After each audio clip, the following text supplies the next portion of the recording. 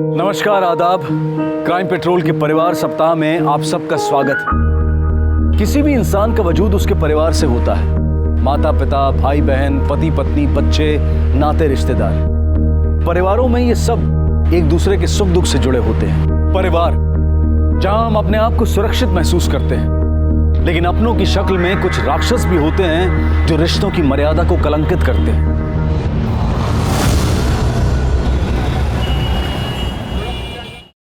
चाची, मैं नहाने जा रही हूँ, बाद में आके नाश्ता बनाती हूँ।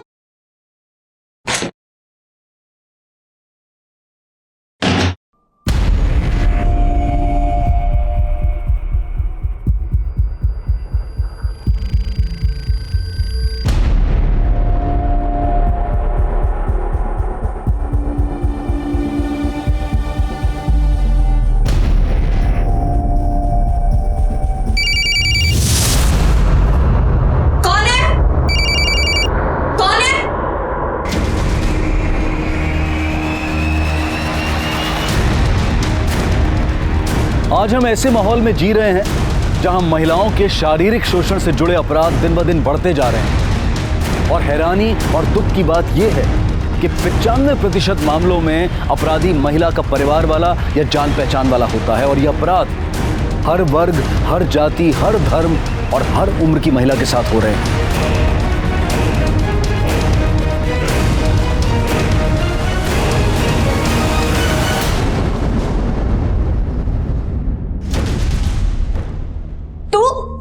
तू यहाँ क्या कर रहा है? मैं चाची, अरे क्या हुआ? क्यों चीख रही है? और मेरे बेटे का हाथ क्यों पकड़ रखा है? चाची, ये जीतू मुझे कपड़े बदलते हुए देख रहा था और इसने अपने फोन में वीडियो भी बनाई है। दिखा फोन। अरे दिखा। मम्मी झूठ बोल रही है ये, मैंने ऐसा कुछ भी नहीं किया। चाची, दीदी एकदम सच बोल रही है। मुझे भी एक बार कपड़े बदलते हुए देख रहा था। मैंने कभी आपको बोला नहीं। बस एक तो हमारे घर में रहने के लिए दिया, ऊपर से मेरे बेटे पर भी झूठा इल्जाम लगा रही हूँ। वो तो तुम्हारे चाचा की वजह से चुप है, वरना।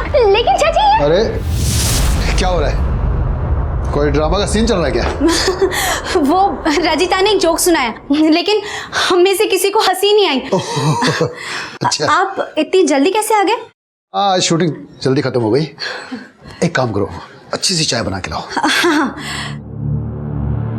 और हाँ रजिता, मैंने वो आशीष जी कोऑर्डिनेटर है ना, उससे तुम्हारे बारे में बात की है 1-2 दिन के रोल के लिए। तुम उससे मिल लेना, ठीक है?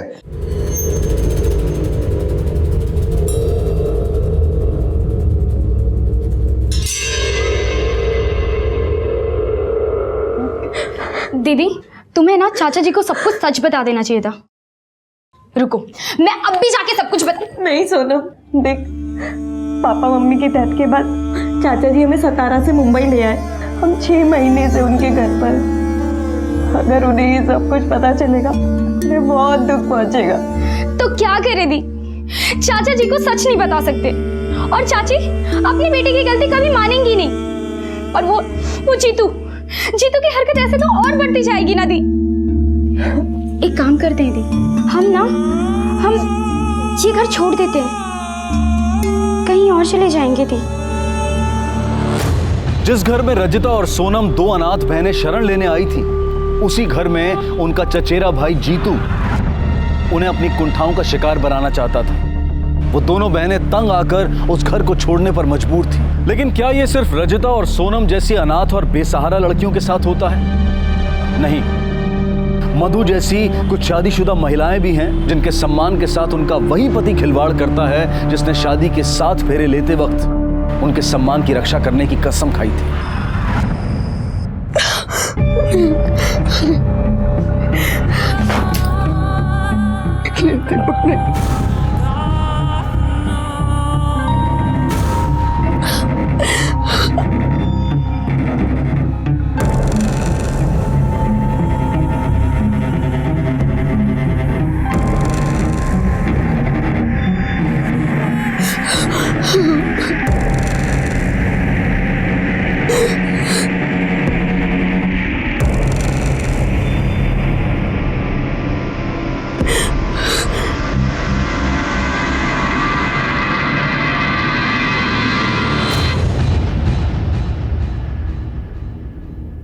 ए क्या? अरे इतना क्या झिझक रहा है बे? पहली बार तो नहीं हो रहा? नहीं हो रहा? नहीं ना? नहीं ना? अरे चल चल, मर्दानगी दिखा थोड़ी, चल। अरे चल।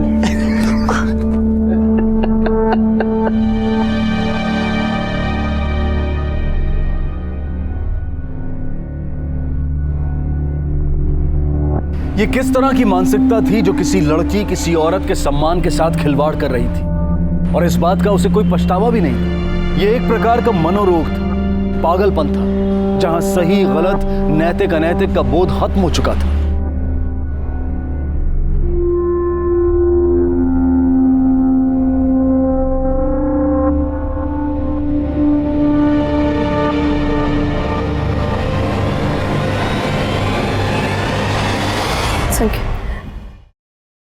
एक बात कहूँ तुमसे? कहो। तुम भी इस सब से निकलना चाहते हो ना? मुझसे भी ये सब नहीं होता। तो ऐसे आदमी को छोड़ क्यों नहीं देती हो तुम?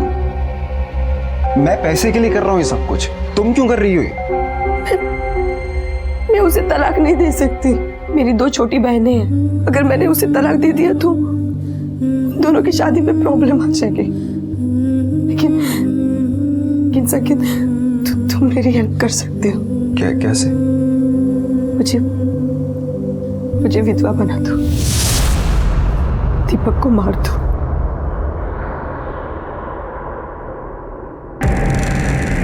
देखो संकेत, तुम्हें जितने पैसे चाहिए मैं दे दूंगी।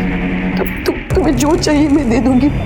बस प्लीज उस हैवान आदमी से मुक्ति दिला दो प्लीज।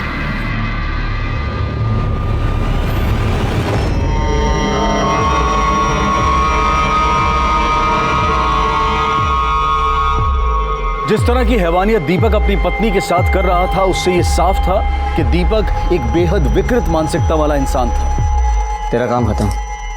वो बचपन से ही अश्लील साहित्य पढ़ता आ रहा था, और जब बड़ा हुआ तो अश्लील फिल्में देखनी शुरू कर दी। और अब हालात ये थे कि विकृतियां उसके दिमाग पर हावी हो चुकी थी, और उसका नतीजा सामने था। दीपक,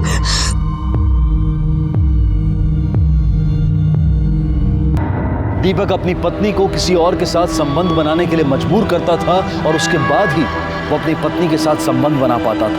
हमारे समाज में मधु जैसी न जाने कितनी ही शादीशुदा महिलाएं हैं जो मजबूरी में अपने साथ हो रहे ऐसे अत्याचार को बर्दाश्त करती रहती हैं। दीपक की जो जिंदगी कल थी, आज जीतू वही जिंदगी जी रहा है, उन्हीं गलत रास्तों पर चल रहा है। उस कमीने जीतू ने तेरे साथ ये सब किया और तू चुप रह गई? अरे तुझे तो पुलिस स्टेशन जाना चाहिए था। अगर मैं पुलिस स्टेशन जाती तो चाचा जी फालतू परेशान हो जाते। उन्हें बार बार पुलिस स्टेशन के चक्कर लगाने पड़ते। अच्छा, तुझे उनकी चिंता है, और तेरे साथ जो हुआ उसका क्या? हिना दी, चाचा जी को तो ये तक नहीं पता कि हम दोनों ने घर क्यों छोड़ा है। अच्छा, चिंता मत करो, ये घर भी तुम्हारा ही है। लेकिन हिना, तुम प्लीज मेरे लिए कोई काम ढूंढो ना। वैसे चाचा जी ने अपने कोऑर्डिनेटर से बात करी थी। रजिता, तू काम की चिंता मत कर, कुछ ना कुछ करके मैं कोई इंतजाम कर लूंगी तेरे लिए। अच्छा, वैसे मैं 1-2 कास्टिंग डायरेक्टर्स को जानती हूँ, पर तू एक्टिंग तो कर लेगी ना? अरे रचिता, तुम यही शिफ्ट हो गई क्या? हाँ भैया। बहुत सही। पर तू अचानक यहाँ कैसे? वो कुछ जरूरी बात करनी थी मुझे तुमसे। 2 मिनट के लिए बाहर आओ। मैं आती हूँ।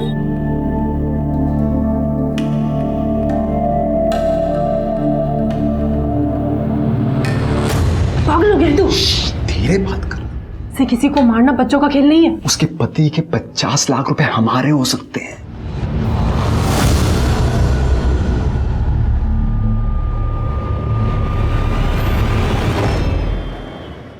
ये नहीं, बहुत अच्छी है ना साड़ी?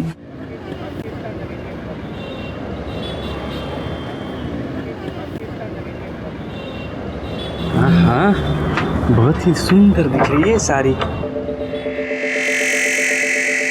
बहुत अच्छी लग रही है साड़ी।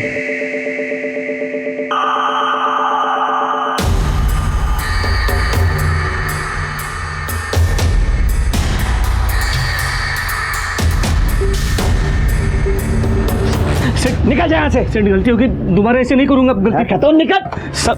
जो आदमी औरतों की इज्जत नहीं कर सकता है, ऐसे आदमी की मेरी दुकान में कोई जगह नहीं है। निकल जा। मेरी बात सुनिए। निकल जा यहाँ से, निकल जा यहाँ से, वरना मैं पुलिस को बुला लूंगा।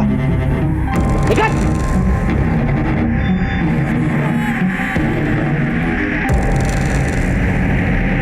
क्या खाना। ठीक है, जाओ घर।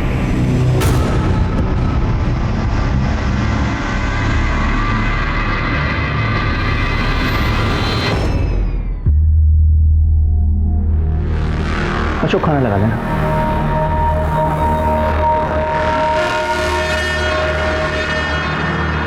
तो यही सोच रहा है ना कि अभी अभी मैंने दुकान पर औरतों की इज्जत को लेकर बहुत बड़ा ज्ञान दे दिया, और वहीं मैं खुद घर पे तो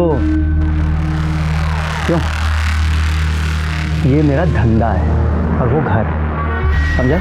अब दिमाग पे ज़्यादा जोर मत डाल, काम बहुत पड़ा है, जल्दी खत्म कर ले। आप बोर नहीं हो जाते किस चीज़ से? अपनी ज़िंदगी से? मेरा मतलब है हर हफ्ते वही, लाइफ में कुछ नया ट्राई करना है क्या? कोई है क्या?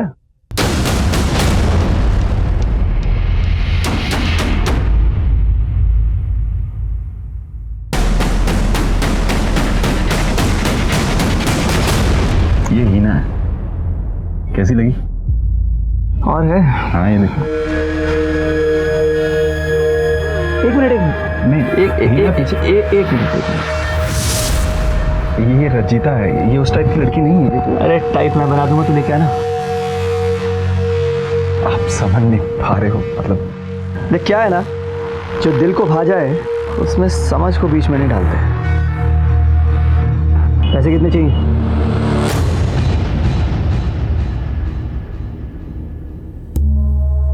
नाम क्या बताया तुमने अपना? रजिता। रजिता, बड़ा प्यारा नाम है।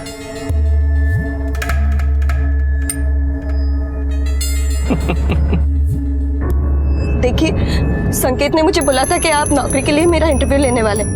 ये सब क्या कर रहे हैं आप? अरे इंटरव्यू तो है, सही बोला था संकेत ने।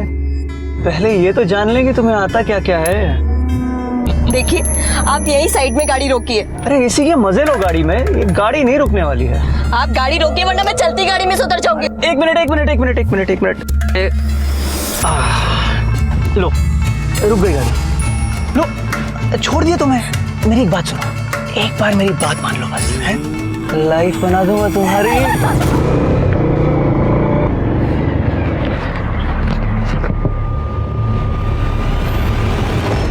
क्या है? भाई साहब, ये एड्रेस पता है आपको? अरे नहीं पता, जाओ यहाँ से। ओए, क्या डाल दिया?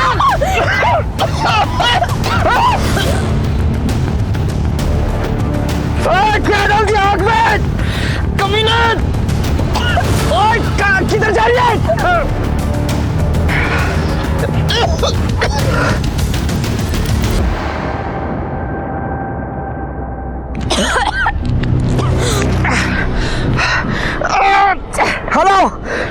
हेलो कौन? शैलेश, हाँ शैलेश, मैं दीपक बोल रहा हूँ। अरे दो बदमाश मेरी आंखों में लाल मिर्ची डाल के मेरे पैसों को बैग लेके भाग गए। जल्दी पुलिस को बुलाओ। मैं फाटक के पास वाले रोड पे हूँ।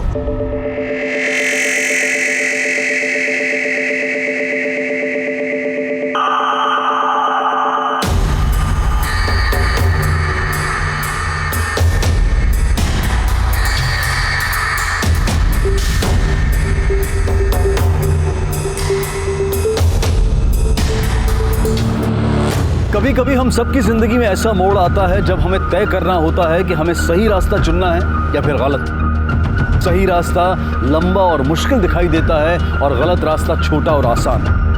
लेकिन ये भी तय है कि गलत रास्ता हमें गलत मंजिल की तरफ ही ले जाता है। क्या मधु, संकेत और हिना की गलत सोच ने उन्हें जुर्म के अंजाम तक पहुंचाया था, या फिर कोई और था जो इस वारदात को अंजाम देकर चला गया था? सर, मैं शैलेश। दीपक ने मुझे ही फ़ोन किया था, कह रहा था कि बाइक पे से कोई दो लोग आए और मिर्च पाउडर आंखों में डाल दी और पैसों का बैग लेकर भाग गए। जल्दी से जल्दी पुलिस को बुलाओ, इसलिए मैंने तुरंत आपको फ़ोन किया। बैग में कैश कितना था? सर कुछ पता नहीं।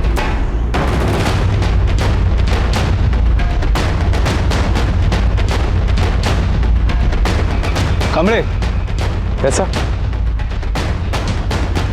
हाँ, सीसीटीवी जर चालू असेल तर याचा फुटेज काढ.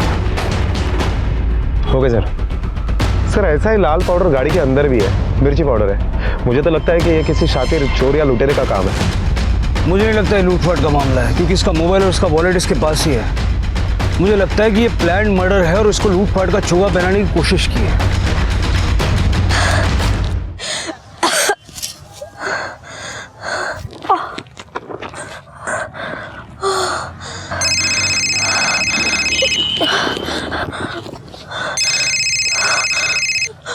हेलो. हाँ, तुम कहाँ हो? संकेत, पता नहीं मैं कहीं तो भटक गई हूँ संकेत. मैं वो दीपक की कार में थी, मैं उसकी कार में से भागी, उसको किसी ने मार दिया. मैंने कुछ नहीं किया संकेत, प्लीज मुझे बचा लो संकेत.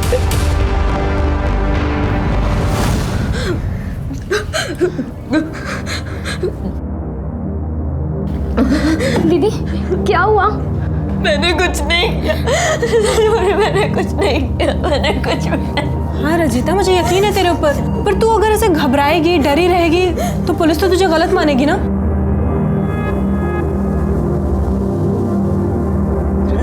क्यों किया तुमने मेरे साथ ऐसा? बोलो. तुम्हें पता था कि दीपक मुझे इंटरव्यू के लिए नहीं, किसी और काम के लिए बुला रहा है, फिर भी तुमने मुझे उसके पास भेज दिया. क्यों किया तुमने? रचिता, मैं सच कह रहा हूँ, मुझे इस बारे में कुछ भी नहीं पता था. मैं दुकान पर था जब मुझे पता चला कि दीपक अपनी गाड़ी में बिठाकर तुमको कहीं पर ले गया है. मैं इसके पीछे गया लेने तुम्हें. तुम वहां से निकल चुकी थी, मैं क्या करता. रजिता, रजिता संभाल अपने आप को. संकेत कभी झूठ नहीं बोलेगा. ए, तुझे तो बुखार है बहुत तेज. संकेत, इसे बहुत तेज बुखार है, डॉक्टर को बुलाना होगा.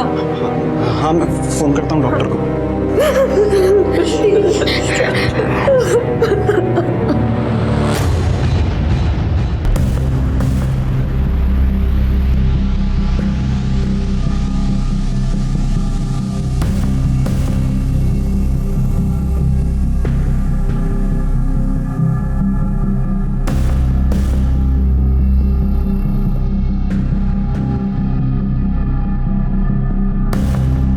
कमरे, सीसीटीवी फुटेज से इतना तो क्लियर है कि लूटपाट का मामला नहीं है. लूट करने के बाद ये बाइकर अकेला वापस आया, दीपक को मारा और भाग गया. मकसद मर्डर करने का ही था. हो सकता है सर ये भी हो सकता है कि पहले तो ये मामला सिर्फ लूटपाट का हो, लेकिन बाद में बाइकर्स डर गए कि कहीं दीपक उन्हें पहचान न ले, और वो बाइकर्स में से एक बाइकर वापस आया और उसने दीपक को मार दिया. दीपक के साथ ये जो लड़की थी, ये जो भाग गई, तब ये कौन? इस केस में ये लड़की आई विटनेस है sir. In that case Kamde, इसकी जिंदगी भी खतरे में हो सकती है, और ये भी हो सकता है कि ये लड़की इन बाइकर्स के साथ शामिल हो. आरटीओ से पता करो कि इस मॉडल की कितनी बाइक शहर में रजिस्टर्ड है. Okay sir. Sir, Deepak Soni की पीएम रिपोर्ट आ गई. सर, उसमें लिखा है कि उसकी आंखों में मिर्ची का पाउडर डाला था और किसी धार वाले हथियार से उसके गले को काटा था. कामड़े, दीपक की दुकान से लेकर के मर्डर स्पॉट तक के रास्ते में जितने भी सीसीटीवी कैमरास हैं, सबकी फुटेज निकाल. मुझे लगता है कि किलर्स पहले से जानते थे कि दीपक के पास 7 तारीख की दोपहर को इतनी कैश होती है. Okay sir.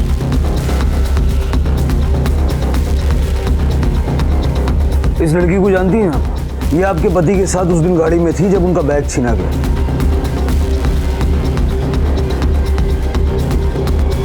नहीं सर, मैं इस लड़की को नहीं जानती, मैं खुद इसे पहली बार देख रही हूँ.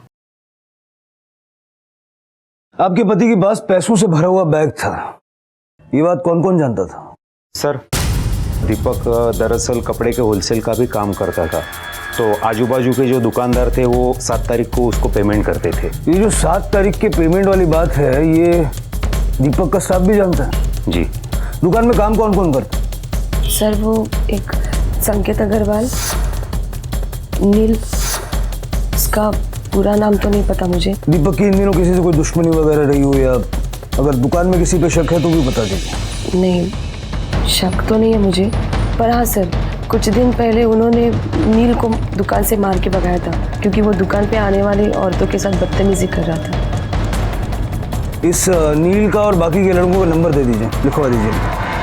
सच सच बता, तुझे दीपक ने नौकरी से निकाल दिया इसलिए तूने दीपक को मार दिया और वो पैसों वाला बैग छीन लिया? साहब दीपक सेठ ने नौकरी से निकाला था मुझे, तब मुझे बहुत गुस्सा आया था, लेकिन मैंने कुछ नहीं किया ऐसा। तूने कुछ नहीं किया तो करवाया होगा। बता, किसको खबर दी कि 7 तारीख को दीपक के पास इतनी कैश होती है? देखिए साहब, आपको मानना है तो मानिए या फिर मत मानिए, लॉकअप में डाल दीजिए मुझे या फिर फांसी पे चढ़ा दीजिए, लेकिन मैंने कुछ नहीं किया ऐसा। कल दोपहर को 4 से 5 बजे के बीच कहाँ था? मैं घर पे था साहब। साबित कर सकता है? साहब नौकरी सिर्फ मेरे अकेले की गई थी, बाकी सब तो काम पे जाते थे, मैं अकेले ही घर पे था। अब ये बता, तेरा दीपक सेठ क्या ऐसा गुस्से वाला था क्या? किसी भी एम्प्लॉय पे हाथ उठा देता था? पता नहीं साहब वो मुझसे क्यों नाराज रहता था, पर वो संकेत अग्रवाल को बहुत मानता था, उससे कोई भी गलती हो जाती तो उसे माफ कर देता था। वो संकेत अग्रवाल को बुलाया था, क्या हुआ? सर बात हो गया मगर वो अभी नहीं आ रहा है। क्यों? क्योंकि उसका कहना है कि उसकी तबीयत ठीक नहीं है, वो कल सुबह आएगा।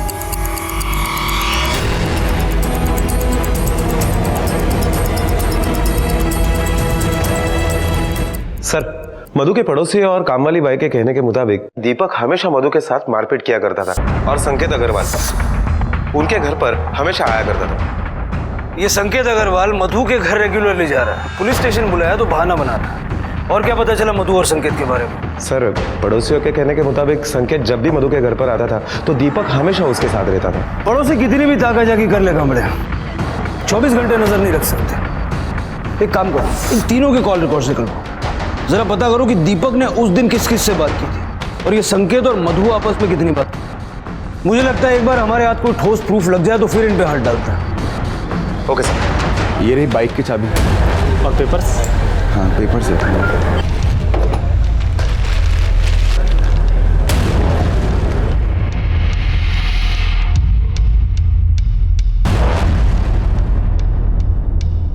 तूने बाइक क्यों बेच दी? देखिए, पैसे रजिता को दे दें, वो बीमार है और उसकी बहन के काम आ जाएंगे। उसके पास कोई काम तो है नहीं वैसे भी, और सदमे से उभरने में उसको काफी वक्त लगेगा। उसको बोलना मत कि मैंने दिए हैं पैसे।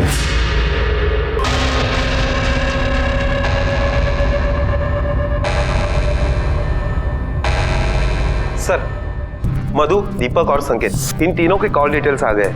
सर, इससे पता चलता है कि मधु और संकेत के बीच में वैसा कोई भी कनेक्शन नहीं था, लेकिन संकेत और दीपक इन दोनों के कॉल डिटेल्स में एक कॉमन नंबर मिला है।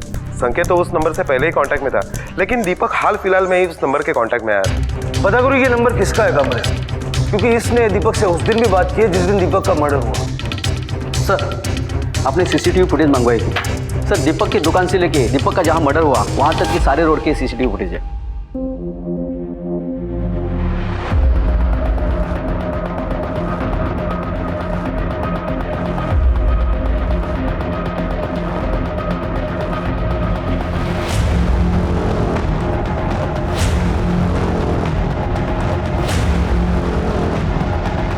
कामले थोड़ा रिवाइंड करो, प्ले, पॉज करो, इसको जूम करो। कामले, किलर की बाइक और ये बाइक एक जैसी है, हो सकता है कि ये भी उनमें शामिल हो और वारदात होने के बाद ये चेक करने के लिए आए हो कि ये काम ठीक से हुआ है या नहीं। Right sir. दीदी रुको,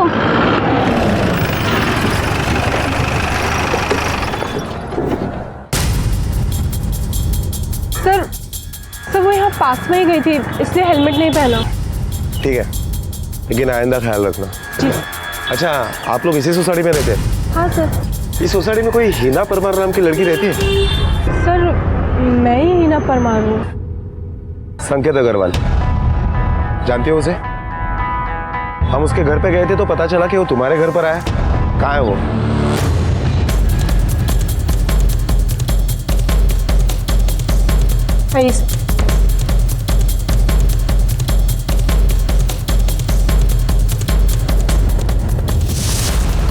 क्यों रे, तुझे पुलिस स्टेशन बुलाया था ना, तू आया क्यों नहीं?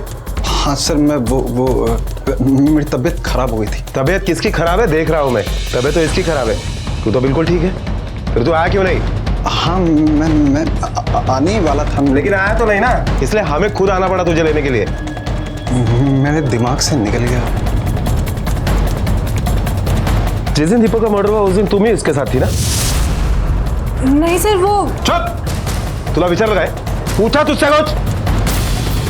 करने माणिक मैडम, गाड़ी में बैठाओ सबको, पुलिस स्टेशन चलो। चल चल चल रे। चलो चल चल।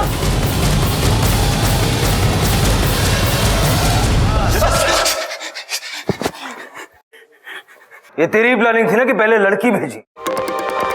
सर रजिता को संकेत ने ही भेजा था दीपक के पास नौकरी के लिए। दीपक इंटरव्यू के बहाने मुझे अपनी कार में बिठाकर ले गया और मेरे साथ गलत हरकत करने लगा, इसीलिए मैंने उसे गाड़ी साइड में रोकने को कहा। लड़की ने जानबूझ के हाईवे पे सुमसाम जगह देख के गाड़ी साइड में रुकवाई। वो बाइक पे पीछे कोई लड़का ही था, मैंने आवाज सुनी थी उसकी। भाई साहब, ये एड्रेस पता है आपको? सर वो लोग उसकी गाड़ी में से बैग भी ले गए थे। मैं बहुत डर गई थी, इसलिए मैं वहां से भाग गई। लेकिन बाद में आके तूने मर्डर क्यों किया? और साथ कौन था तेरा, हीना या सोनम? सर सोनम को इस बारे में कुछ भी नहीं पता है। सर रजिता और सोनम को हमारी इस प्लानिंग के बारे में बिल्कुल नहीं पता था। लेकिन प्लानिंग तो की थी ना, मर्डर भी किया। सर प्लानिंग सिर्फ लूटने की थी, मर्डर की नहीं थी। मर्डर तो मधु मैडम करवाना चाहती थी अपने पति का। क्यों? मधु अपने पति को क्यों मरवाना चाहती? सर मेरा पति एक दूसरे आदमी से पहले मेरा रेप करवाता था, बाद में खुद मुझसे संबंध रखता था। अब सर ऐसे हालात में कोई भी औरत एक दिन भी जिंदा नहीं रह सकती। मैंने 6 महीने निकाले। आप पुलिस के पास भी तो आ सकती थी मदद मांगने के लिए। हाँ पर मेरी हिम्मत नहीं हुई कभी। पति का मर्डर करवाने की हिम्मत हो गई अब? हाँ सर मैं मानती हूँ कि मैंने संकेत को कहा था कि मुझे इस नरक से निकालो, दीपक को मार दो। और उसके बाद जो कैश है वो लूट लो। हाँ 7 तारीख को 12 बजे के आसपास मुझे संकेत का कॉल आया था। उसने मुझे काम करने से मना कर दिया। मैंने मधु के कहने पे प्लानिंग तो की थी, लेकिन जब दीपक को रजिता पसंद आ गई तब सारी प्लानिंग गड़बड़ हो गई। मैंने उसे कहा कि ये लड़की उस तरह की नहीं है, ये नहीं मानेगी, मगर दीपक ने कहा कि उसे वही लड़की चाहिए, वो मना लेगा उसे। फिर क्या हुआ? फिर मैंने रजिता को नौकरी के बहाने दीपक के पास भेज दिया। मुझे पता था कि वो लोग किस रास्ते से जाएंगे, इसलिए मैंने सोचा था कि मैं वही रास्ते में जाकर गाड़ी रुकवाकर उनके पैसे वगैरह लूट कर भाग जाऊंगा वहां से। लेकिन सर मुझे बाद में पता चला कि वाकई में दीपक को किसी ने मारा है। अब आपको ऐसे लगता है कि ये सब कुछ मैंने किया है, मैं कसूरवार हूं, तो आप मुझे सजा दे सकते हो। वैसे भी आपकी सजा से भी बहुत बड़ी सजा मैं भुगत चुकी हूँ। देखिए, अगर हमें आपके खिलाफ पक्के सबूत मिल गए तो सजा तो आपको होगी। आप जा सकती हैं। तुमने देखा ही ना को स्कूटी चलाते हुए? हाँ सर, मैंने स्कूटी चलाते हुए तो देखा है, लेकिन लोगों से यह भी पता चला है कि वो संकेत की बाइक भी चलाती थी। मतलब वो बाइकर हीना भी हो सकती है? हो सकता है सर। सर जब हमने दोनों की अलग अलग पूछताछ की तो हीना और संकेत इन दोनों के बयान मैच कर रहे हैं, और उनके पास दीपक का पैसा भी नहीं मिला। तो हो सकता है कि ये दोनों सच बोल रहे हो। कामले, ये भी तो हो सकता है कि पुलिस के पकड़ने पर क्या बोल रहा है ये भी पहले से तय किया हो सकता है सर। इस केस की गुत्थी कुछ अलग ही है। एक काम करो, सोनम और रजिता को फिलहाल छोड़ दो और संकेत और हीना को यहीं रखो। उन्होंने ये तो कबूल किया है कि प्लानिंग उन्होंने की थी। अब हमें ये देखना है कि वो प्लानिंग से आगे बढ़े थे या नहीं।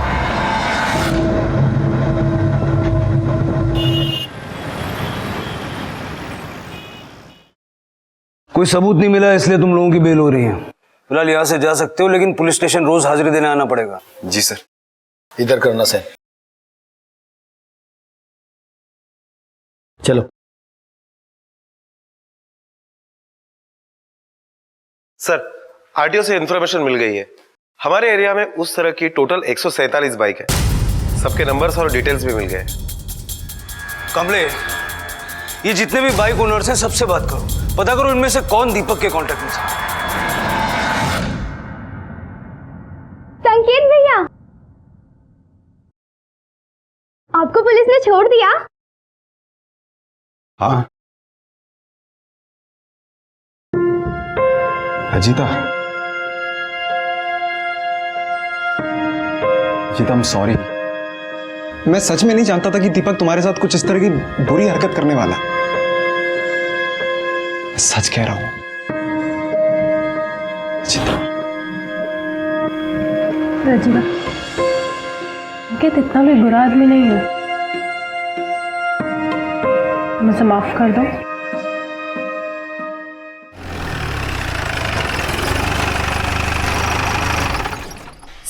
इंक्वायरी में पता चला है कि दीपक के कांटेक्ट के 3 लोग ऐसे हैं, जीतू, संकेत और नील, जिनके पास ठीक उसी तरह की बाइक है जो हमें दीपक के मर्डर के वक्त सीसीटीवी फुटेज में दिखी। ये जीतू कौन? सर, जीतू रजिता का चचेरा भाई है। कुछ दिन पहले दीपक के साथ जीतू की मारपीट हुई थी। सर मारपीट नहीं हुई थी, दीपक ने जीतू को मारा था, जीतू की गलती थी। और ये कैसा?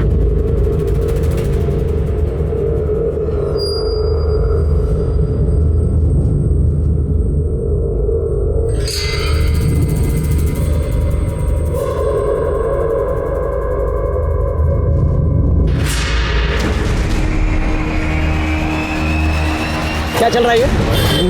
हेलो,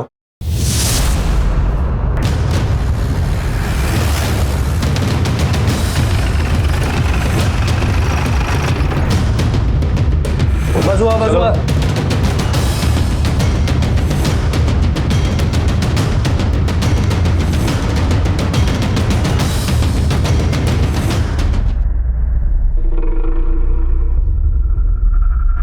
रजिता का गला भी ठीक उसी तरह काटा गया है जैसे दीपक का काटा गया। और शक्ल का भी कोई निशान नहीं है, लगता है अचानक वार किया गया है। लाश को सबसे पहले जिसने देखा था उसको बुलाओ। आपने देखा था सबसे पहले? हाँ सर, सिर्फ लाश को ही नहीं, मैंने तो मारने वाले को भी देखा था। सर मैं यहीं ऊपर वाले फ्लोर पर रहता हूँ, तो मैं अपने काम से जा रहा था तब मैंने देखा। हाँ मैं देख जीतू, मैंने नहीं मारा इसको, तू तो मर गई है। और सर उसके बाद फिर जीतू यहाँ से भाग गया, मैंने तुरंत आपको फोन लगाया।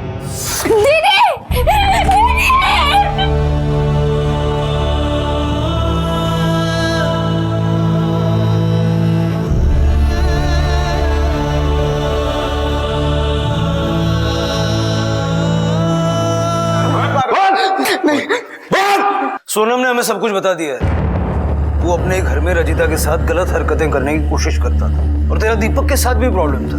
बोल, तू नहीं मारा ना दीपक को? नहीं सर, मैंने दीपक को नहीं मारा है और ना ही मैंने रजिता को मारा है। खोटो को बुरसा, तो कितना शरीफ है ना, इसके काफी सारे सबूत है हमारे पास, और वो भी तुम्हारे ही कंप्यूटर से मिले हुए। अपनी चचेरे बहन के कपड़े बदलते वक्त, नहाते वक्त तूने वीडियोस बनाए थे ना, और हिना के घर की भी डुप्लीकेट चाबी बनाई थी ना तूने, तुम्हारे ही वॉलेट से मिली है वो। बोल।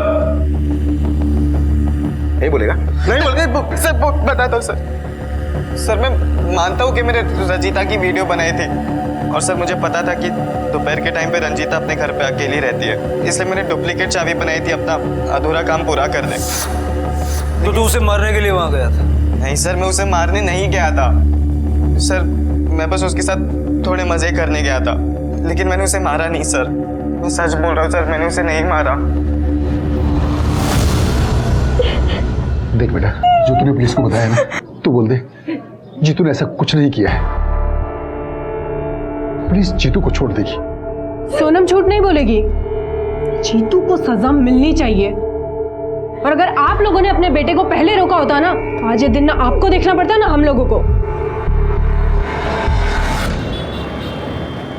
सर, रजिता की पोस्टमार्टम रिपोर्ट आ गई है। कामले, हो सकता है कि रजिता ने उसकी आवाज से उसे पहचान लिया हो और हमें नहीं बताया, और अब जीतू को यह डर हो कि कहीं बाद में ना बता दे। जीतू के घर से भी कोई पैसे बरामद नहीं हुए। कामले, पैसे तो हिना और संकेत के पास से भी बरामद नहीं हुए, लेकिन दीपक के मर्डर में कम से कम 2 लोग इन्वॉल्व हैं। हो सकता है ये संकेत या हिना में से कोई जीतू के साथ मिला हुआ हो और रजिता ये राज खोल ना दे, इस डर से दोनों ने मिलकर उसे मार दिया। सर, ये भी तो हो सकता है कि रजिता इन सभी लोगों से मिली हुई हो और बाद में पैसों के बंटवारों को लेकर इन लोगों में झगड़ा हुआ हो और इन्हीं में से किसी ने रजिता को मार दिया हो।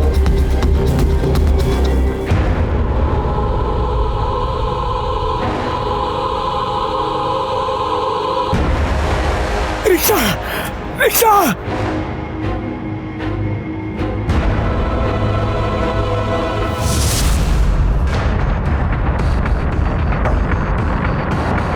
सर, डॉक्टर का कहना है कि नील को किसी ने जहर दिया था। बयान देने की हालत में है?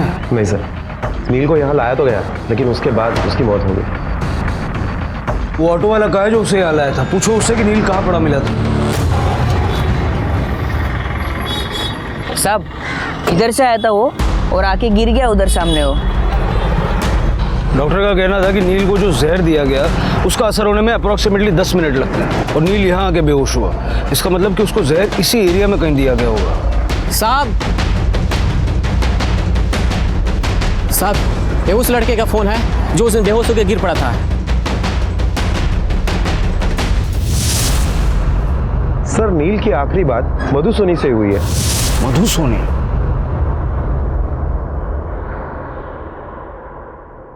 ये जैकेट, वो ग्लव्स और पैंट आपके घर से बरामद हुए हैं और देख करके लग रहा है कि कुछ ही दिनों पहले खरीदे गए। और ये दीपक का बैग 50 लाख से भरा हुआ नील के घर पे मिला हमें।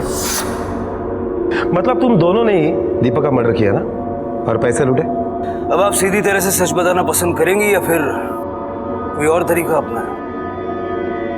सर वो संकेत ने जब पहली बार मना कर दिया काम करने से तो मुझे ऐसे लगा कि ये काम मुझे किसी और से करवाना पड़ेगा, तो मैं ऐसे शख्स के तलाश में थी जो मेरे लिए काम कर सके। मुझे तुमसे कुछ काम है, सीधा मेरे घर आना।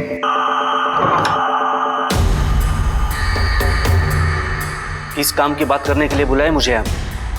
तुम दीपक से अपने बेइज्जती का बदला नहीं लेना चाहोगे? मौका मिलेगा तो जरूर बदला लूंगा, पर तुम उसकी बीवी होने के बावजूद ये क्यों चाहते हो कि मैं उससे बदला लूं? तुम आम खाने से मतलब रखो, मैं तुम्हें तुम्हारा बदला पूरा करने के लिए पैसे भी दूंगी। हाँ, पर एक शर्त पे, दीपक जिंदा नहीं बचना चाहिए। जैसे मैंने सोचा वैसे ही हुआ। ऐन मौके पे 7 तारीख को संकेत ने मना कर दिया, तो फिर मैं नील के साथ चली गई। क्या डाल दिया? चल चलो।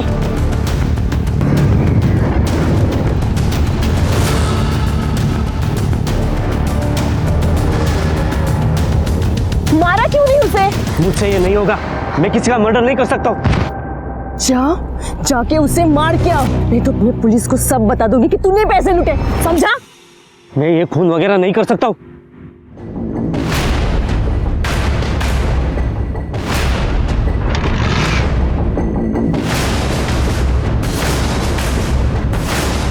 मुझे अपने किए पे कोई पछतावा नहीं है सर। रजिता को मारने का पछतावा भी नहीं?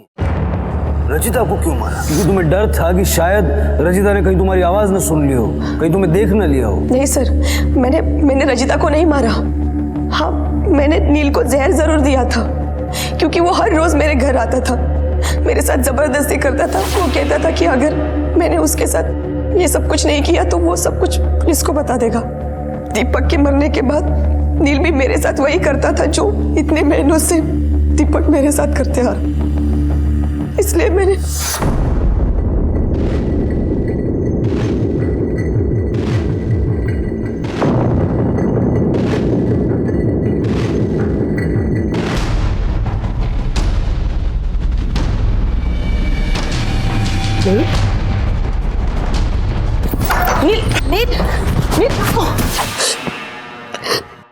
दीपक और नील के मर्डर की गुत्थी तो सुलझ गई, लेकिन रजिता को किसने मारा होगा? 1 हफ्ते से ज्यादा का वक्त बीत चुका था। पुलिस हर संदिग्ध पर नजर रखे हुए थी, लेकिन उन्हें रजिता के कत्ल के लिए कोई मोटिव समझ में नहीं आ रहा था और ना ही कोई सुराग मिल पाया था। और आखिरकार 9 दिन बाद पुलिस को कामयाबी मिली।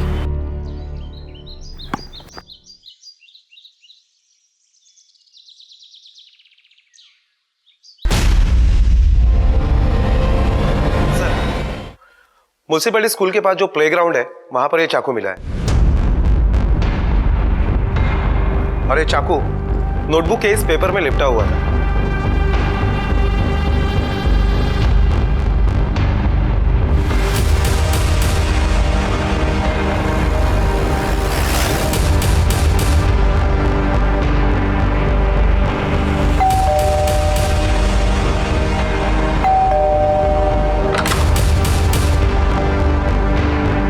सोनम,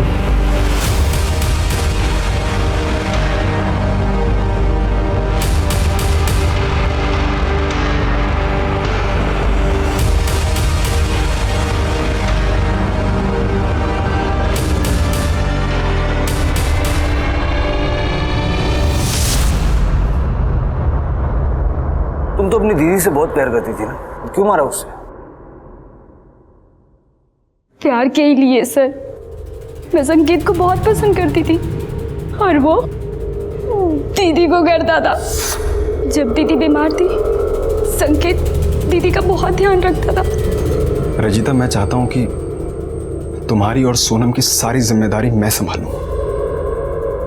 धीरे धीरे मुझे एहसास हो गया कि दीदी के रहते हुए संकेत कभी मेरा नहीं हो सकता। उस दिन स्कूल के रिसेस में मैं भाग के घर आ गई।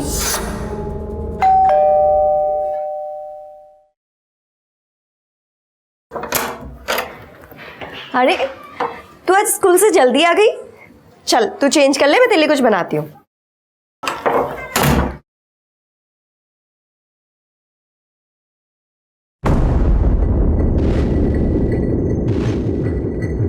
क्या छुपा रही है पीछे?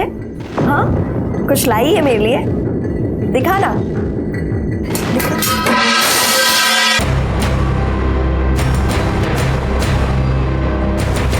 दीदी को मारने के बाद मैं वापस स्कूल चली गई। उस टाइम मुझे लगा कि जो कुछ भी मैं कर रही हूँ सब सही कर रही हूँ, पर दीदी को खोने के बाद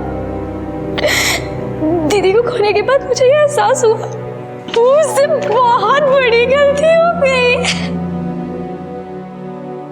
सोनम ने अपनी उस बहन की जान ले ली जो उसके भविष्य को संवारना चाहती थी। सोनम को रजिता की हत्या के लिए जुवेनाइल लॉ के तहत गिरफ्तार किया गया और मधु को नील और दीपक की हत्या के लिए आईपीसी की धारा 302 और 120 बी के तहत गिरफ्तार किया गया। गलत रास्ते के जरिए सही मंजिल की आशा रखना ये मिथ्या है। ये रास्ता हमें सिर्फ जेल की सलाखों के पीछे ले जाता है और यही सच है। देखते हैं हमारे आज के एपिसोड की दूसरी कहानी।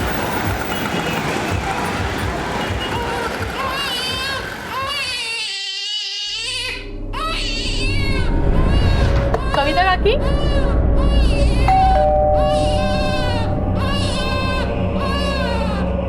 कविता काकी, अरे पता नहीं कोई दरवाजा नहीं खोल रहा है और अंदर से बच्चे की आवाज भी आ रही रोने की, लेकिन कविता जी के घर में तो कोई बच्चा नहीं था।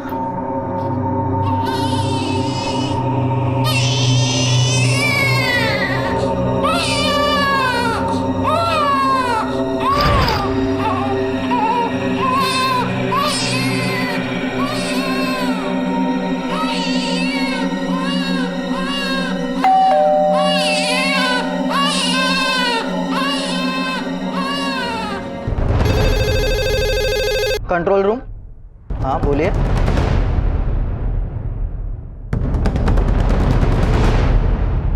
सर, गणेश नगर से कंट्रोल रूम में इमरजेंसी कॉल आया था। घर में पिछले 4 घंटे से बच्चे की रोने की आवाज आ रही है और घर बंद है।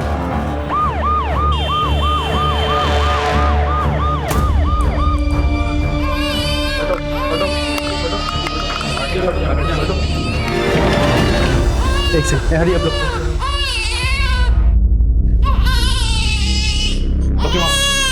चेक करा सर, कुलकर्णी सर, एम्बुलेंस बुलाओ सर।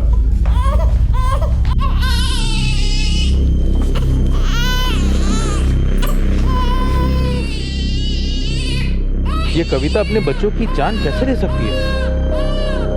अरे ये छोटा बच्चा किसका है?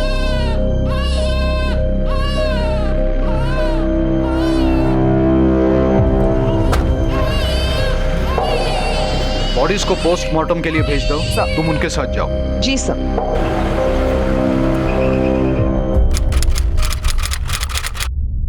हम सारी उम्र संघर्ष करते हैं, अपने परिवार के लिए लोन पर घर लेते हैं, उसकी किस्तें चुकाते हैं, घर की 4 दीवारी के अंदर उनके लिए सारी सुख सुविधाएं मुहैया कराते हैं, उनकी सुरक्षा, उनकी खुशी का सामान बटोरते हैं। लेकिन अगर पूरी दुनिया में घर के अंदर घटने वाले अपराधों के आंकड़ों को जांचा जाए तो वो दिन ब दिन घिनौने और जघन्य होते जा रहे हैं। हमारे समाज की, हमारे देश की मानसिकता को, हमारी जहनियत को आखिर क्या हो गया है? कितना भयावह दृश्य था। 3 नौजवान जिनके सामने उनकी पूरी जिंदगी पड़ी थी, अब इस दुनिया में नहीं थे। इस परिवार में हुए इस हत्याकांड के पीछे आखिर क्या कारण था, क्या मकसद था? क्यों मारा आपने बच्चों को? खाने में मिला के दिया था ना जहर। तुम घर में अकेली थी, दरवाजा अंदर से बंद था, किसी का बाहर से आने जाने की कोई गुंजाइश नहीं थी। इन तीनों के मुंह से झाग निकल रहा था, मतलब तीनों को जहर दिया गया है। वॉश बेसिन में झूठे बर्तन थे और उन बर्तन में बचा खाना इस बात का सबूत है कि खाने में जहर मिलाकर दिया गया था। क्यों किया था? देखो, हमें सब पता है, हमें पता है कि तुमने अपने बच्चों को मारा है। क्यों रचा ये हत्याकांड? ऐसे चुप रहने से तुम हमें गुमराह नहीं कर सकती, बता।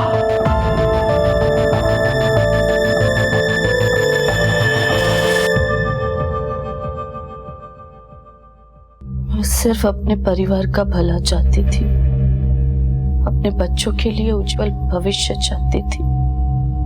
इसीलिए 20 साल पहले सांस से लड़कर पति और बच्चों के साथ गांव छोड़कर मुंबई आने का फैसला लिया था। लेकिन ये फैसला मेरे लिए आसान नहीं था। अगर कविता तो परिवार तोड़ून चाललीस, तेरे भी 2 बेटे हैं। जैसा तू आज मेरे साथ कर रहे हैं ना, वैसा ऊपर वाला कल तेरे साथ करेगा। ये मेरी तुझे हाय है, कभी सुखी नहीं रह पाओगे। ए दादा, जाना ही है ना तो नासिक जाना, इतनी दूर मुंबई क्यों जा रहा है? बाबूजी, नासिक क्या तुम्हारे आंगन में है? आई मंदार, काळजी करू नकोस, मैं आते जाते रहूंगा। दूर हो जा। चल विजय, चलो। हाय मेरा बच्चा।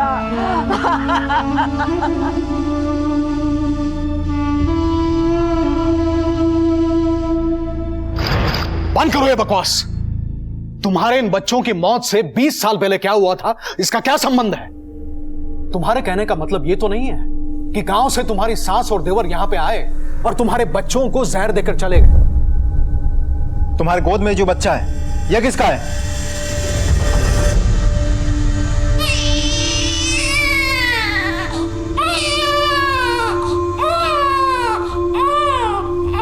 उसे मोहल्ले में किसी ने नहीं पहचाना।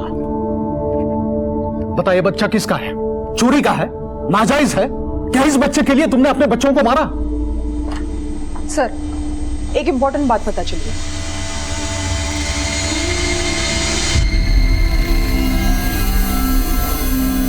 हम सबकी जिंदगी कई तरह के जज्बात से घिरी होती है, जहां रिश्ते, सपने, उम्मीदें, चुनौतियां, संघर्ष हमारा हाथ थामे हमारे साथ चलते हैं। जिंदगी के इस सफर में ऐसे कई मोड़ आते हैं, ऐसे कई मकाम आते हैं जब हमें कठोर फैसले लेने पड़ते हैं, जो कभी तो हमारे लिए वरदान साबित होते हैं और कभी श्राप। तो क्या कविता का फैसला भी एक श्राप बनकर सामने आया था?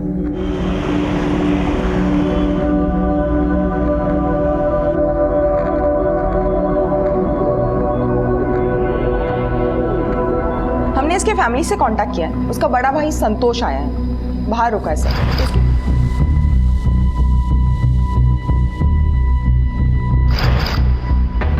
राहुल के सामने उसकी पूरी जिंदगी पड़ी थी। उसके साथ ऐसा कौन कर सकता था और क्यों करेगा? तुम्हारा भाई कविता के घर क्या कर रहा था?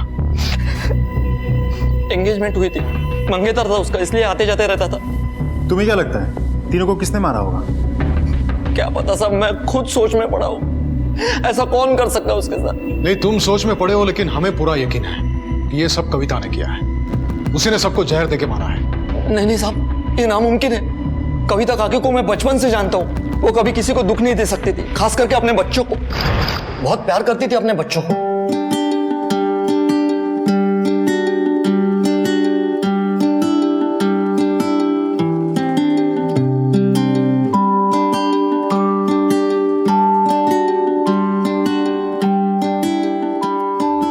आज भी खूब खुश है। विजय का काम धंधा भी अच्छे से जम गया है और इन दोनों का एडमिशन अच्छे कॉलेज में हो गया। अब मैं सर उठा के गांव जा सकती है।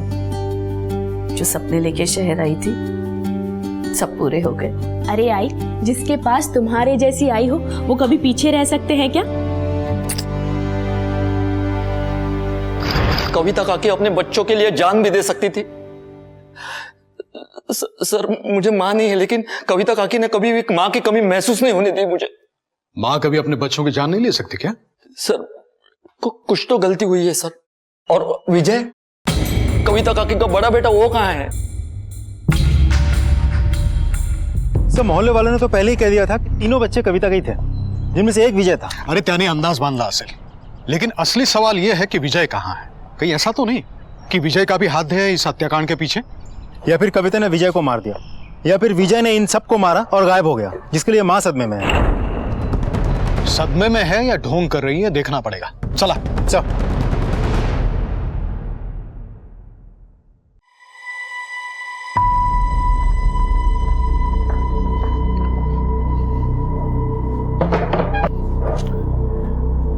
हमारे साथ होशियारी करने की सोचना भी मत।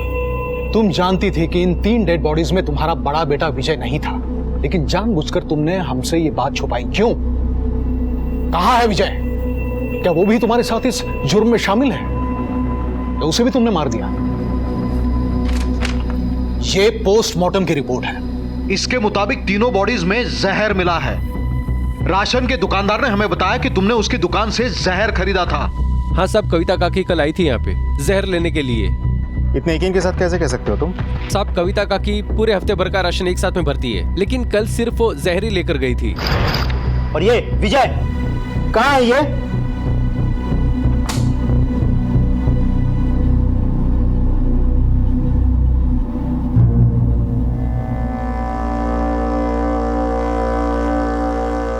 बहुत कष्ट में बीता था मेरे विजय का बचपन।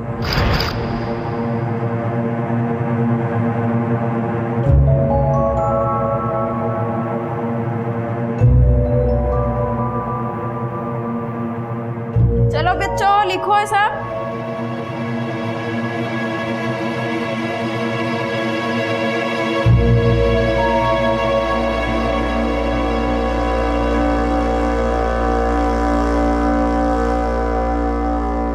विजय तुम क्यों नहीं लिख रहे हो? देख रही हूँ, तुम रोज रोज नहीं लिखते हो। मेरा विजय बचपन से ही शर्मीला था, किसी से खुल के बात नहीं करता था।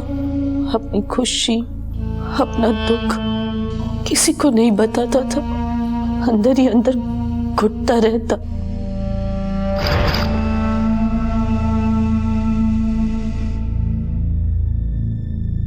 विजय को चश्मे की जरूरत है, ये बात हमको 5-6 महीने के बाद पता चली। चश्मा लगाने के बाद भी बच्चे उसको चश्मिश बोल के चिढ़ाते थे। मैं गांव से लड़कर अपने बच्चों के भविष्य के लिए यहाँ आई थी, पर विजय का आत्मविश्वास टूट चुका था। त्याचं कशातच मन नाही लागायचं। अकेला रहता था, रोता रहता था। फिर एक दिन संतोष से उसकी दोस्ती हो गई। संतोष के साथ दोस्ती होने के बाद विजय में भी धीरे धीरे बदलाव आने लगा था।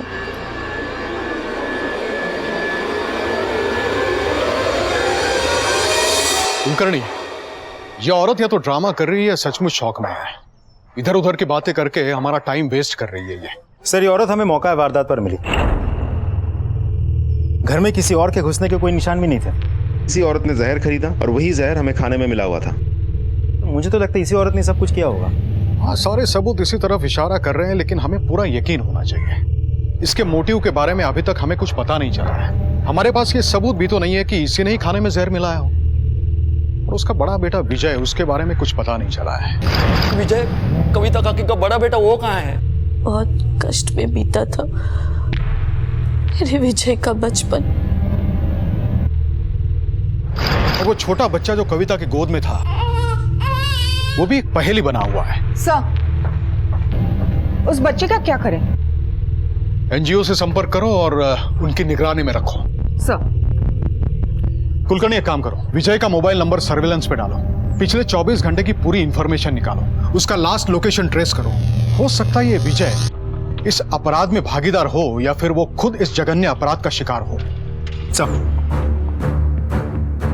सनसनीखेज कत्ल के हादसे के बाद पुलिस ने मौका वारदात से मिली कविता के गायब हुए बेटे विजय की खोज में पूरी ताकत झोंक दी।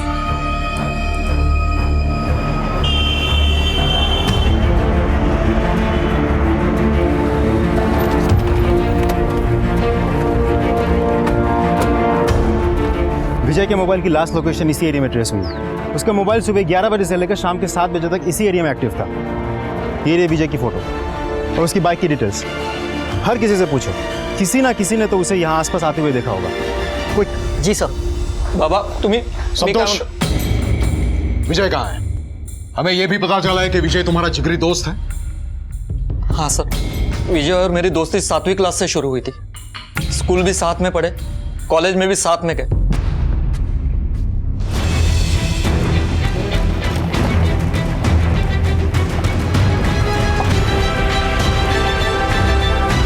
गलवी, गाड़ी थामो।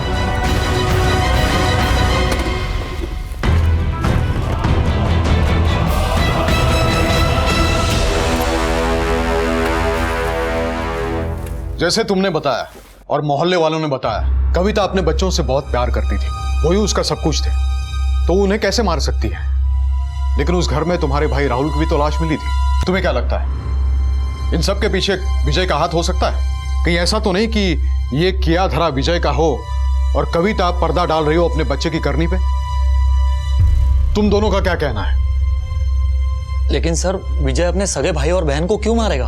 और तुम्हारा भाई राहुल, विजय के साथ कोई दुश्मनी थी उसकी? बाबा तुम्ही बसा, मी बोलतोय त्यांच्याशी, तुम्ही बसा।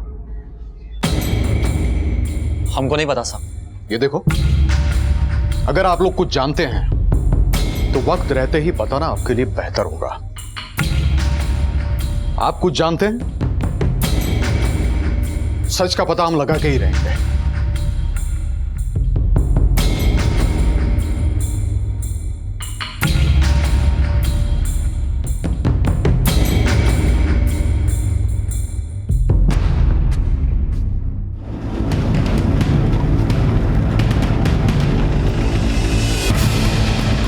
साहेब, हे बघा, गाडी लपवायचा प्रयत्न इथे केलाय।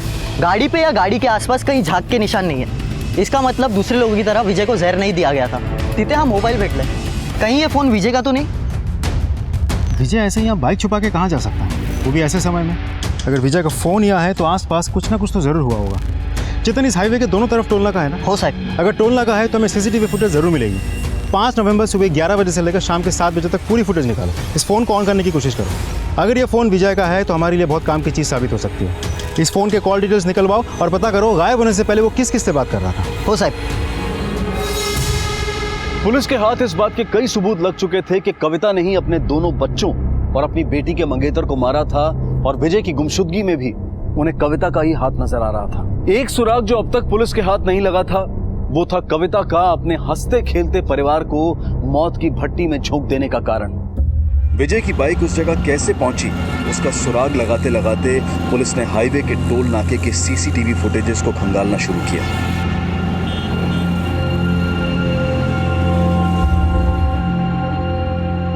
देखो, हमारे सवाल बिल्कुल सीधे हैं, लेकिन तुम उन सीधे सवालों को उलझा रही हो। हमारे कांस्टेबल को हाईवे के पास तुम्हारे बड़े बेटे विजय की बाइक मिली है। शायद उसके साथ कुछ हुआ है। क्या तुमने उसे जहर देके मारा या उसके नाम की किसी को सुपारी दी थी? सर पूछ रहे उस सवाल का सीधी तरीके से जवाब दे। और कैसी माँ है तू? अपने ही बच्चों को मार दिया तूने। और ये विजय का है, उसके साथ क्या किया तूने? तू और वो विजय का दोस्त संतोष मिलके क्या छुपा रहे हमसे? बता।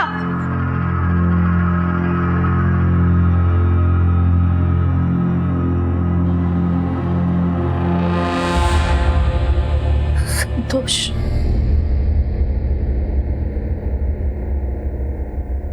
विजय ने जब संतोष से दोस्ती की थी तेव्हा वाटलं होतं वो भी पढ़ाई में ठीक हो जाएगा, मेरे दूसरे दोनों बच्चों की तरह। लेकिन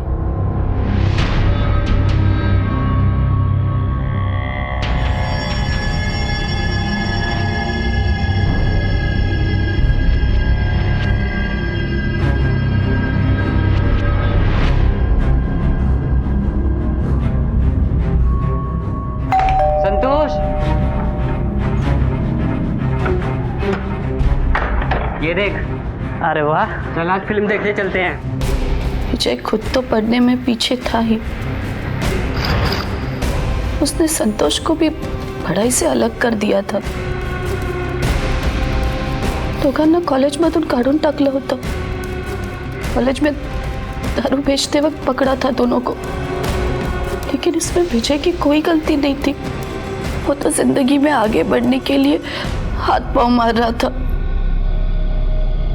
पर उसके बाबा को मौका मिल गया था। काय करताय तर मुलावर असा हात उचलतात काय? बघितलंस कविता, देख देख उसकी काली करतूत। पढ़ाई छोड़ के सब कुछ कर रही है, देखा शहर में पढ़ाने का नतीजा। विजय थांब रे, और सगळीच मुलं सारखी असतात का? रवि और अंकिता कर रहे हैं ना सब कुछ ठीक, वो भी धीरे धीरे समझ जाएगा। देख देख कविता, मैं क्या बोलूं, अब भी वक्त गया नहीं है, अजूनही वेळ गेलेली नाही कविता। चलो हम गाँव लौट चलते। कैसे चली जाती गाँव वापस? वहां से सर उठा कर आई थी, सर झुकाकर वापस नहीं जाना चाहती थी। वहां के लोग तो यही इंतजार में थे ना कि कब ये वापस आएगी और कब हम लोग इसका अपमान करेंगे। इसमें प्रकाश की कोई गलती नहीं थी, वो गांव से शहर तो आ गए, पर गांव को अपने दिल से नहीं निकाल पाए। उनकी माँ और भाई मंदार ने उन्हें कभी गांव भूलने ही नहीं दिया, इसीलिए उनका एक पांव गांव में तो दूसरा शहर में, तब वो कभी शहर के हो पाए और न गांव के, न एक बेटे का फर्ज अदा कर पाए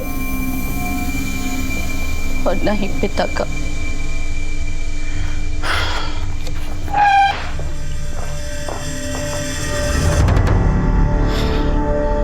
प्रतिमा, ये कविता सीधा जवाब नहीं देने वाली। इतनी देर से इंटरोगेशन कर रहे हैं, सिर्फ बातें घुमा रही है, शायद शौक में है।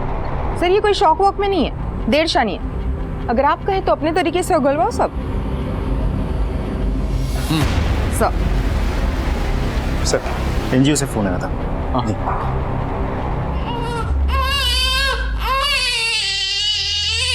इसको तो बहुत बुखार है।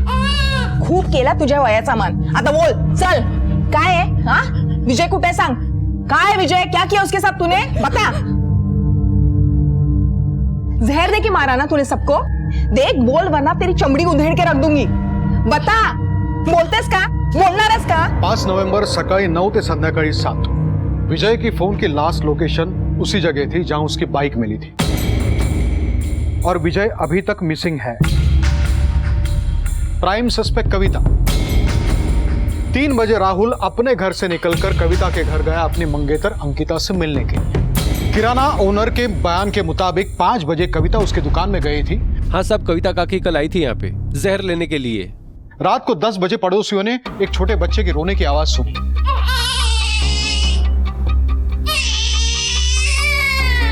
लेकिन जब किसी ने दरवाजा नहीं खोला, तब 10:30 बजे उन्होंने पुलिस कंट्रोल रूम फोन किया। 11 बजे जब हम वहां पहुंचे, तब हमने 3 लाशें देखी और कविता एक छोटे बच्चे को अपनी गोद में लिए उन लाशों के बीच बैठी हुई। सब पोस्टमार्टम रिपोर्ट के मुताबिक तीनों की मौत शाम के 7 बजे से लेकर रात के 9 बजे के बीच हुई। हमें लगता है कि कविता ने ये सब कुछ किया, लेकिन पता नहीं क्यों। और दूसरी तरफ हम अभी तक विजय तक नहीं पहुंच सके, जिससे ये साबित हो पाए कि सब में विजय का क्या हाथ है और आखिर विजय है कहाँ। और जिस तरह से कविता विजय के बारे में बात कर रही है, बहुत कष्ट में बीता था मेरे विजय का बचपन। तो ऐसा लग रहा है कि अपने तीनों बच्चों में से सबसे ज्यादा वो विजय से प्यार करती है। कहीं ये भाइयों के बीच का झगड़ा तो नहीं है? सर ये संतोष विजय का जिगरी दोस्त है, कुछ ना कुछ उसे जरूर पता होगा, लेकिन हमसे छुपा रहा है। सर खूप प्रयत्न केला, ये कविता मोटी चमड़ी की है, कुछ नहीं बोल रही। साहब, मालवनी पुलिस स्टेशन की एफआईआर की कॉपी, जहां संतोष ने विजय के खिलाफ 8 महीने पहले एफआईआर दर्ज कराई थी।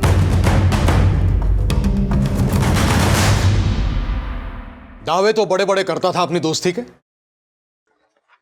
इस एफआईआर में तुम्हारा पूरा दोस्ताना दर्ज है। बता क्या हुआ था? सर मैं और विजय कॉलेज में दारू बेचते हुए पकड़े गए और हमें कॉलेज से निकाल दिया गया। तब हमने फैसला किया कि बाबा हमें पैसे चाहिए, दारू की दुकान खोलनी है। काय? वेड लागले त्याला, वेड। बाबा ऐकून तर, ये सपने लेके इधर आए थे तुम लोग? दारू की दुकान खोलनी है और कोई धंधा नहीं मिला तुम लोग को? ये देखो, तुम्हें जो करना है वो करो, मगर मेरी एक बात कान खोल के सुन लो, इस दारू के धंधे के लिए मैं एक फुटी कौड़ी नहीं देने वाला तुम लोग को। दारू का धंधा खोलना चाहता। ऐसे तैसे करके काकी ने काका को मना लिया, सारे पैसे का जुगाड़ काकी ने कर दिया और हमारी दारू की दुकान खुल गई।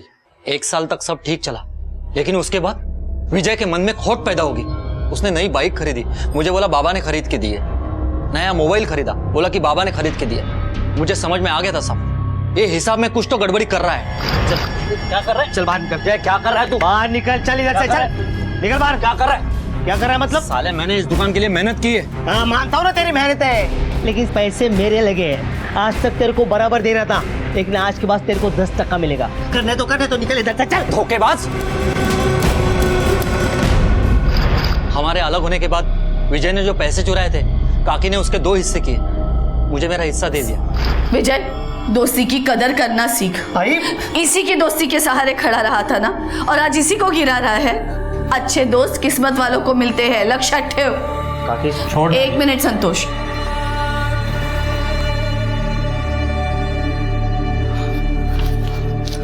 काकी ये क्या कर रही तू? हे तू गप बस। कविता काकी सीधी सादी औरत है, अपने उसूलों की पक्की है। उसने हमेशा सच का ही साथ दिया है। लेकिन साहब विजय नहीं सुधरा। उसका बाप ही था जिसे वो डरता था, लेकिन उस बाप की हार्ट अटैक से मौत हो गई। उसके बाद तो विजय बिल्कुल शेर हो गया।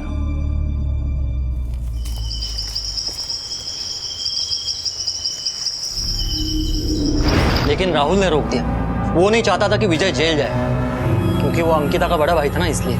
इतना सब कुछ होने के बावजूद भी तुम ये नहीं मानते कि विजय ने ही रवि, राहुल और अंकिता को जहर देके मारा है?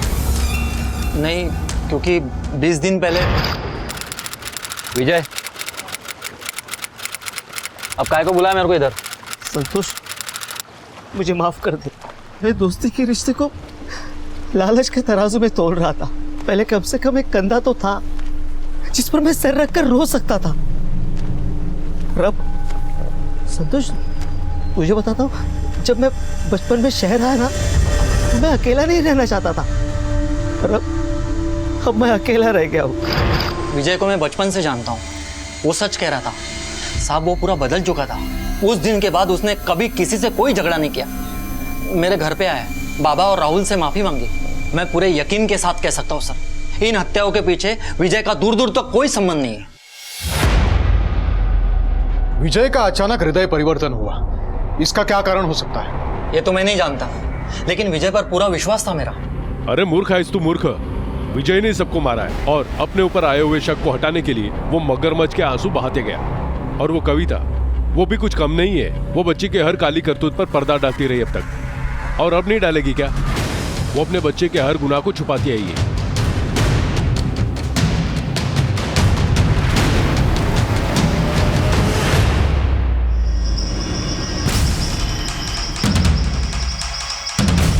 बॉडी की हालत देखकर लगता है मौत 2 दिन पहले हो चुकी है। ताज्जुब की बात यह है कि एक ही परिवार के सारे बच्चे मारे जा चुके हैं। तो इसके भाई बहन और राहुल की मौत में इसका हाथ नहीं हो सकता। चेतन, पोस्टमार्टम रिपोर्ट आने के बाद सब पता चल जाएगा किसकी मौत कब हुई। फिलहाल तुम ये पता करो, कविता परसों पूरा दिन थी कहाँ? हो साहब। सर, पूछताछ से पता चला कि कविता परसों अपने घर के आसपास ही थी। इसका मतलब उसने विजय को किसी और से मरवाया है। विजय की लाश को देखकर कविता ने जिस तरह से रिएक्ट किया, बड़ी हैरत की बात है। अपना चहीता बेटा आज जला सामने बॉडी पड़ी है, लेकिन वो रोई नहीं। उसके चेहरे पे कोई दुख नहीं था। क्यों? क्योंकि उसी ने अपने सारे बच्चों की हत्या की या करवाई। हो सकता है। विजय की लाश जहां पे मिली और उसकी बाइक जहां पे मिली, इन दोनों के बीच 5 किलोमीटर का अंतर था। हो सकता है किसी ने उसे मार के उसकी लाश को और उसकी बाइक को अलग अलग जगहों पर ठिकाने पे लगा दिया है। विजय का फोन अनलॉक हुआ, कुछ डिटेल्स मिले? सर, हमारी टीम फॉलो अप कर रही है। अगले 2-3 घंटों में रिपोर्ट मिल जाएगी। कविता के फोन रिकॉर्ड्स को भी हमें बारीकी से टटोलना होगा।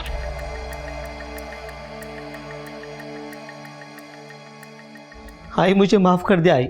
मैं जिंदगी भर गलतियां करता रहा, तेरे दुख का कारण बनता रहा, पर तू मुझे हमेशा बचाती रही।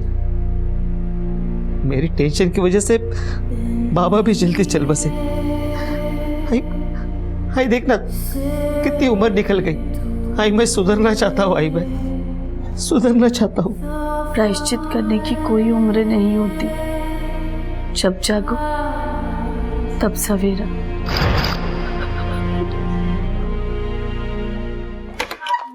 सर, कविता के कॉल रिकॉर्ड्स के मुताबिक 5 नवंबर या उससे पहले किसी भी संदिग्ध नंबर पे कोई एसएमएस या फोन नहीं किया गया है। सभी फोन कॉल्स पड़ोस की दुकान पे या अपने बच्चों को किए गए हैं। इसका मतलब यह है कि विजय को मारने के लिए कविता ने किसी को हायर नहीं किया था। कहीं यह काम संतोष और उसके बाप का तो नहीं है? उनकी विजय से अनबन की कहानियां तो बड़ी लंबी है। शायद संतोष ने हमसे झूठ बोला हो कि विजय सुधर गया है, ताकि उनकी दुश्मनी के एंगल से हम सोचे ही नहीं। विजय को मैं बचपन से जानता हूँ साहब, वो पूरा बदल चुका था। बाप बेटे ने मिलकर या सिर्फ बेटे ने ये काम किया है? फोन रिकॉर्ड्स क्या कहते हैं? सर, मैंने राजाराम और संतोष की मोबाइल की लोकेशन चेक की थी। हत्या के समय ये दोनों हाईवे के आसपास आए ही नहीं, और ना ही इनके मोबाइल नंबर से हमें कुछ भी सस्पिशियस मिला। सर, विजय के कॉल रिकॉर्ड से जो डेटा हमें मिला है, उसकी मदद से हम उस छोटे बच्चे की शिनाख्त तक पहुंच सकते हैं जो कविता की गोद में मिला।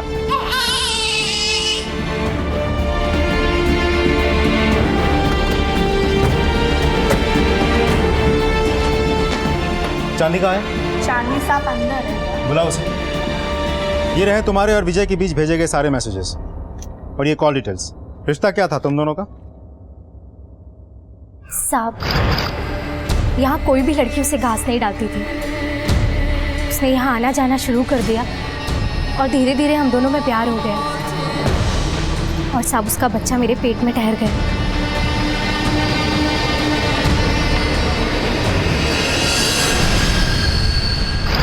साहब, हमारे धंधे में लड़की को लड़की ही बना रहना होता है, वो कभी माँ नहीं बन सकती।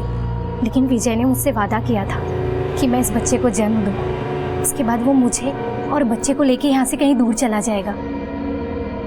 लेकिन बच्चा तो हो गया साहब, लेकिन विजय के सारे वादे झूठे निकले। उसने यहाँ आना जाना छोड़ दिया, और मैं नहीं चाहती थी कि मेरे बच्चे की इस माहौल में परवरिश हो, इसलिए मैं अपने बच्चे को लेके खुद उसके पास चली गई। ना जाने सर विजय को क्या हो गया था, वो अपने बच्चे को देख करके रोने लगा।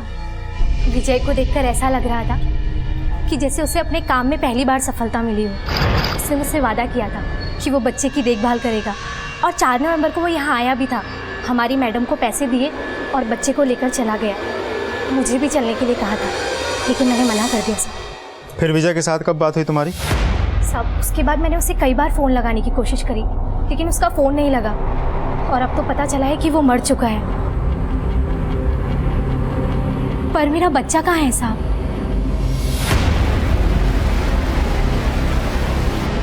सर, विजय का हृदय परिवर्तन इस बच्चे की वजह से हुआ था। इसका मतलब संतोष हमसे सच बोल रहा था। तो फिर विजय को कौन मार सकता है, और फिर क्यों?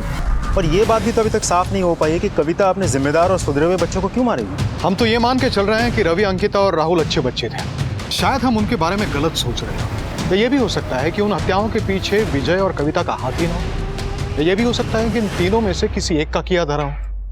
एक काम करो कुलकर्णी, उन तीनों के बारे में और वो बाप बेटा क्या नाम राजाराम और संतोष, उनके बारे में पूरी इंफॉर्मेशन निकालो सब।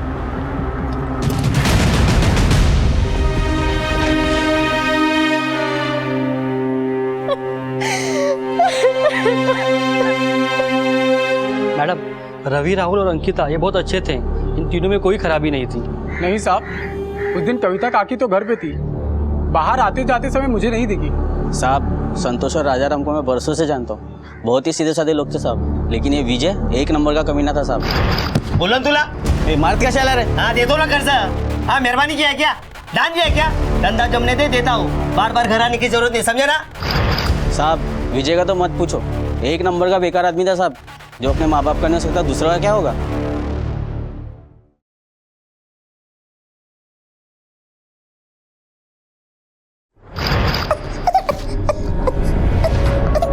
भाई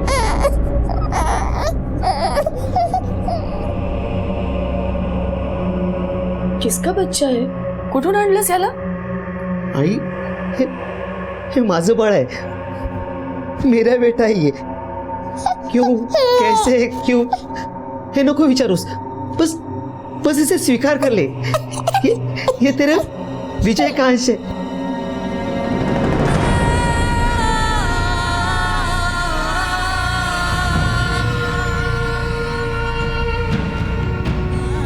आई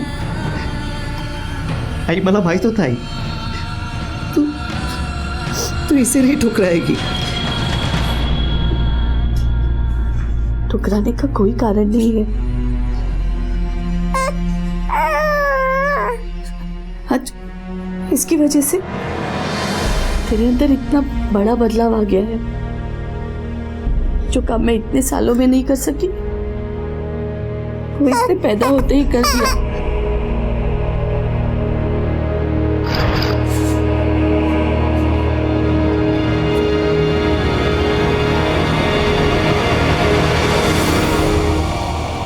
संपदा उठाओ। चलो उठ।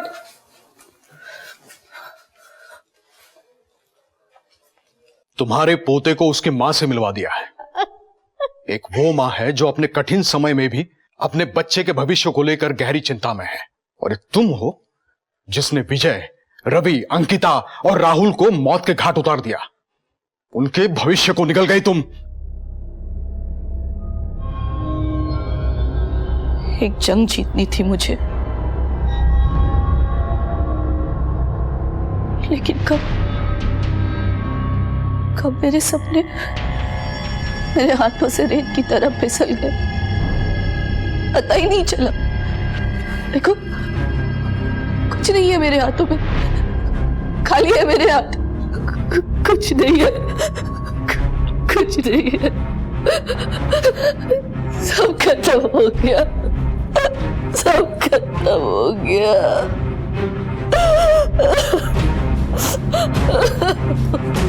कविता अब भी अपना जुर्म कबूल नहीं कर रही है। सर विजय की मौत वाले दिन अंकिता एक नंबर से बार बार कांटेक्ट में थी। हर आधे घंटे में या तो कॉल आया था या गया था। ऐसे लग रहा है किसी के साथ कोऑर्डिनेट कर रही हो। और सर ये नंबर विजय की मौत वाले दिन क्राइम सीन पर एक्टिव था। किसका नंबर है?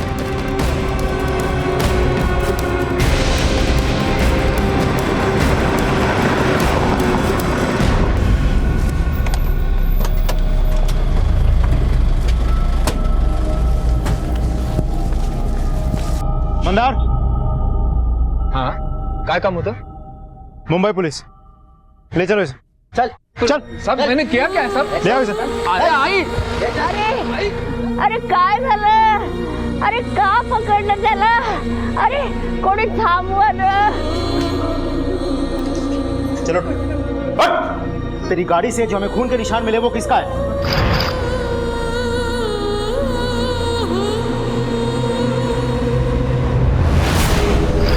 बोल। विजय के साहब। क्यों किया तूने ये? साहब वो लोग कहने के लिए तो मुंबई गए थे, लेकिन उनका सारा गुजारा मेरी कमाई पर हो रहा था।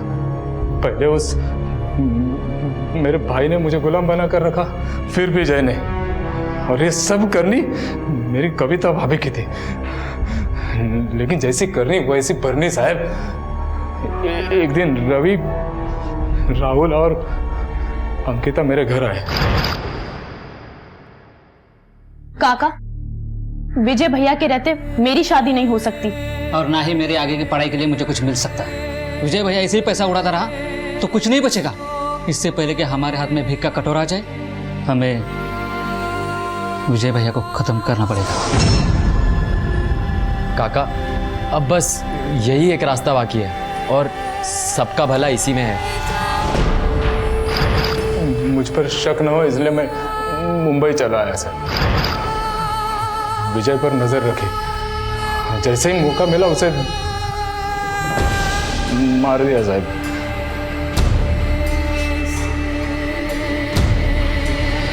बाइक को वहीं छुपाकर बॉडी को दूर जंगल में ठिकाने लगा दिया साहब।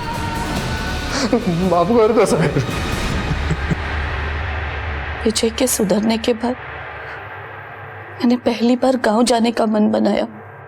अंकिताच्या लग्नाचं आमंत्रण द्यायला जाणार होते, लेकिन मेरा वो सपना ही रह गया। अंकिता, अब तेरी शादी में कोई रुकावट नहीं आ सकती। तुझे अब जो करना है वो कर। और तुम्हारा रास्ता भी साफ हो गया है। देखो, विजय भैया वैसे भी कभी सुधरने वाले नहीं थे।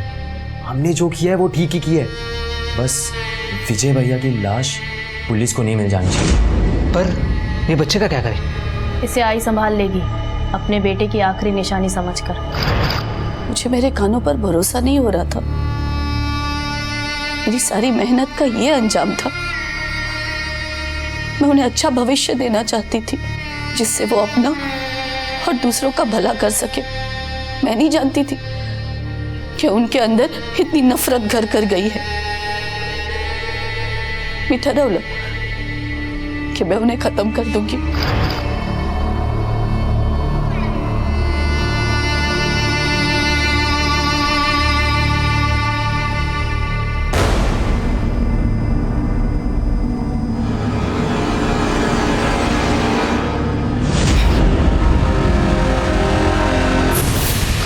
क्या गलती हुई मुझसे? अपने बच्चों के हित के लिए सबसे लड़ती रही। मेरे पति और मेरे बीच हमेशा लड़ाई इनको लेकर ही होती थी। मेरे ससुराल वालों से भी इनके लिए बैर लिया मैंने। सबकी गालियां सुनी, सबकी बद्दुआएं ली, पर नहीं, फेल हो गई मैं, हार गई मैं, हार गई।